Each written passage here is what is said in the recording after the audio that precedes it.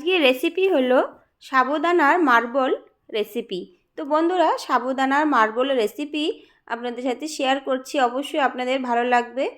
আর এই রেসিপিটা কিন্তু একবার হলো খেয়ে দেখবেন, বানিয়ে মুখে দিতেই মিলিয়ে যায়, এত ভালো লাগে এই রেসিপিটা। একবার খেলে বারবার খেতে ইচ্ছে করবে।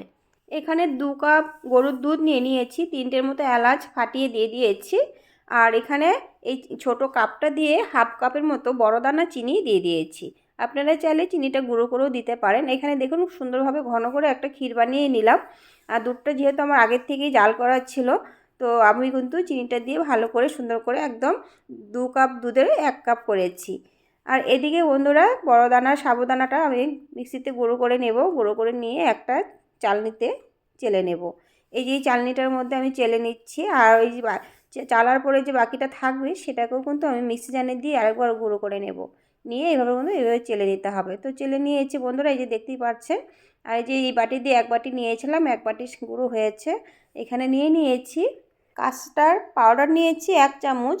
কাস্টার্ড পাউডারটা আমি এভাবে চেলে নিচ্ছি। অবশ্যই চেলে নেবেন, কোনো সময় কিন্তু চাকা চাকা থাকে আর কি। তো এবার কিন্তু চামচ দিয়ে ভালো করে কাস্টার্ড পাউডারটা আর সাবুদানা গুঁড়োটা মিশিয়ে নিয়ে এবার হালকা কুসুম গরম জল অল্প অল্প করে দিয়ে ভালো করে মিশিয়ে নিতে হবে। আমি কিন্তু একটু চামচ দিয়ে মিশিয়ে নিয়ে পুরো হাত দিয়ে কিন্তু ভালো করে ডলে ডলে নিতে হবে।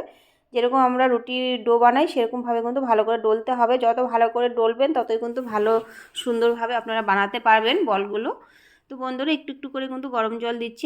বেশি করে একবারে জল দিতে যাবেন না, তাহলে কিন্তু নরম হয়ে যাবে। আর এই যে দেখুন ভালো করে আমি ডলে নিয়েছি। এবার কিন্তু আমি 1 চামচ এই ডোটার উপরে ঘি দিয়ে দেবো। ঘি দিয়ে আবারও কিন্তু ভালো করে চটকে চটকে মাখতে হবে। আগেই বলেছি ভালো করে মাখতে হবে। যত ভালো করেই মাখবেন তত সুন্দর বল হবে, ছোট ছোট বানাতে সুবিধা হবে। না হলে কিন্তু বানাতে গেলে না চেপটে যায়, মানে গোল হতে চায় না। তো এইবার দেখুন ভালো করে আমি গোল করে নিয়েছি এটাকে। এবার চলুন, তো একটু একটু করে এই যে একদম ছোট ছোট করে বল বানাবো। আপনারা চাইলে আর একটু বড় বানাতে পারেন। তো আমি কিন্তু ছোট ছোট বানাচ্ছি, এই জন্য দেখতে সুন্দর লাগবে তার জন্যই। আর যেরকম মার্বল, সেরকমই আমি মার্বল বানাচ্ছি। বাচ্চারা ছোটোবেলা যখন খেলতো মার্বল দিয়ে, সেরকমই কিন্তু মার্বলের মতো আমি বানাচ্ছি। আর এগুলো কিন্তু একটু সিদ্ধ করার পরে আর একটু বড় হয়ে যাবে। তো বন্ধুরা, দেখতেই পাচ্ছেন আমি কিন্তু হাতের তালায় বানাইনি, তো খালি শুধু আঙুল দিয়ে বানিয়ে নিলাম সুন্দরভাবে। দেখুন কতগুলো বানিয়ে নিয়েছি, কি সুন্দর লাগছে না বলুন তো। চলুন, এবার আমি ওভেন ধরিয়ে একটা কড়াই বসিয়ে দিলাম। দিয়ে এখানে কিছুটা জল দিয়ে দিব। জলটার মধ্যে দিয়ে দেব সামান্য একটুখানি নুন। সামান্য একটুখানি নুন দিয়েছি টেস্টের জন্য। সামান্য একটুখানি অরেঞ্জ কালার দিয়েছি, আপনারা চাইলে নাও দিতে পারেন।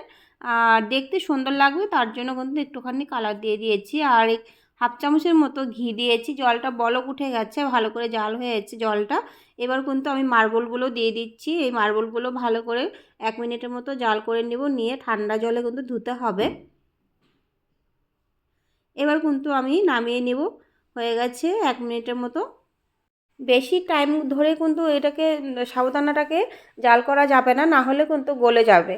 এই যে আমি ছেঁকে নিলাম একটা ছাকনাতে। আর এবার কিন্তু ঠান্ডা জল দিয়ে ভালো করে ধুয়ে নিয়েছি। এইবার আমি বলগুলো একটা কাচের বাটিতে ঢেলে নিলাম। আর এই যে দেখুন কত সুন্দরভাবে হয়েছে, সিদ্ধ হয়েছে, দেখতেই পাচ্ছেন। আর একটার সাথে আর একটা কিন্তু লাগেনি, একদম ঝরঝরে সুন্দরভাবে হয়ে গেছে। এবার কিন্তু ওই যে আগের থেকেই যে আমি ক্ষীরটা বানিয়ে রেখেছিলাম, সেই ক্ষীরটা আমি হালকা একটু গরম করে আমি দিয়ে দিচ্ছি এই মার্বলগুলোর উপর দিয়ে। আর বন্ধুরা, আপনারা কিন্তু চাইলে ক্ষীরটা ঠান্ডা ঠান্ডা দিতে পারেন, ঠান্ডা ঠান্ডা দিলেও ভালো লাগে। তো আমার আবার কি একটু গরম গরম খেতে ভালো লাগে, তার জন্য কিন্তু একটু হালকা গরম করে নিয়েছি। ক্ষীরটা ঠান্ডা হয়ে গিয়েছিল। তো বন্ধুরা, রেসিপিটা কেমন হয়েছে অবশ্যই কমেন্ট করে বলবেন। আর যদি ভালো লাগে একটা করে লাইক দিবেন। আর নতুন বন্ধুরা যারা আছেন তারা সাবস্ক্রাইব করে এই বন্ধুর পাশে থাকবেন। অপূর্ব।